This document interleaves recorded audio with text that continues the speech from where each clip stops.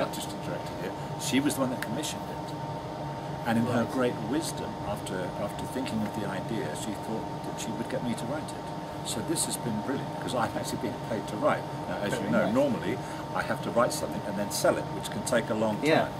So it was very nice, and I thought, well, before she accepts the commission, I'll write. We talked about the idea and things, and we talked through how we were going to make that work. And then I initially did a 10-page treatment, a synopsis of the play. Yeah. And once she liked that and agreed to it, then the commission is accepted. So, and then I have to go ahead and write the play. But in that initial meeting, of course, we also had a meeting with Paul Daniels. So we were having all the tricks and effects in it. And wondering what we could and what we couldn't do. Well, of course, with those guys, as far as they're concerned, anything and everything can be done. So there was all kinds of things that we could do. And so gradually we incorporated all of those things in the idea, did a draft, and then Sally said, well, let's change that, let's do this and let's do that. And so after the 3 drafts, and now here we are. And it's actually happening, we're rehearsing it. Have you always liked ghost stories? You usually write about love and relationships, but... Well, yes, I suppose I do write about love. I mean, not always, but a lot, only that they're human stories. Right. When you write a play, I want it to sell to other countries. So what I'm looking for is a universal subject.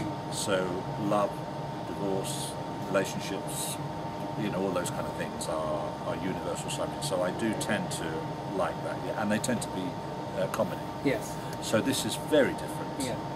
So I haven't written a ghost story before. I've tried to have sort of tricks and illusions and things before, but it's quite interesting. It's quite nice, actually, ghost story. So we've got a few scary moments, I have to say. Did you grow up on ghost stories yourself, or have a favourite ghost story? Well, my era was Hammer Horror. Yeah. You see, now you look now and it's like tomato sauce, and it's so naive, isn't it? And a great mate of mine was Ralph Bates, and he was in all the Hammer Horror movies, and so that was my thing of horror. I quite liked the old-fashioned horror type thing. I don't like the modern where you actually have a chainsaw to chop someone's head off. That I don't like. I like tension, because I think it's quite easy now, isn't it? It's too gruesome now. I can't watch it now. This is, Slasher 3. I won't watch it, Surely they slashed in 1 and 2. Yeah. I won't have watched those. So that's when that one comes out. So, but ghosts is always intriguing. Yeah, ghosts are interesting. Everybody loves ghost stories, don't they? The possibility is there, or maybe. When you write a story, do you start with the characters or basic storyline, or does it all?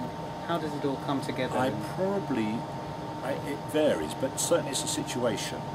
Like I've got, unusual. I've got 3 titles of my next play, so I've got the titles. Yeah.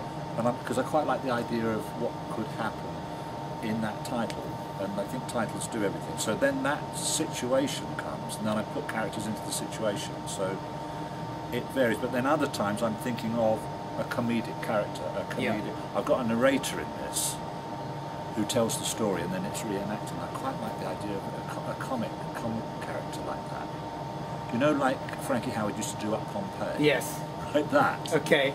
So this is Up Pompeii with ghosts? This isn't, because I'm not allowed to have comedy. No, okay, fine. I've only got to scare people, so I'm only allowed to frighten people. It's unusual for me not to have comedy. Yeah.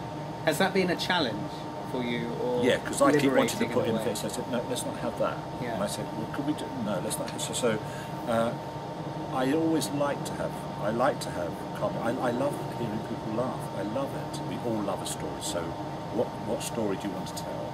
So then you'll think, well, I'd like to tell that story. Okay, what genre do you want to do that? I mean, I've got my story. This story could be a comedy. It could be a farce. But what actually happens, this particular story is a ghost story. So you can then choose your what genre would I like? Do you want it to be a do you want it to be a drama, comedy?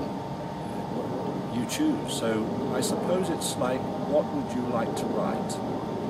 And I think the thing about it, I think that develops. I think the thing is you've just got to write so that you don't get writer's block. You just write. And someone said to me, if you call yourself a writer, then you must write. How often do you write? I said, well, when the muse comes, I think that's got to go. If you're going to write, you don't wait you just write. And really, if you could write something every day or have some thought every day, I think that's good. Do you use a pen, paper, laptop? I love the initial process. I love the thing coming to the pen, to the bit of paper, so I do a lot of jotting. But I've got so much better now with the technology. I used to fight against that, but I love the thing of if I want to change someone's name, I go, it's done. And I love the fact I don't have to bind the script, I just email it, boom, gone.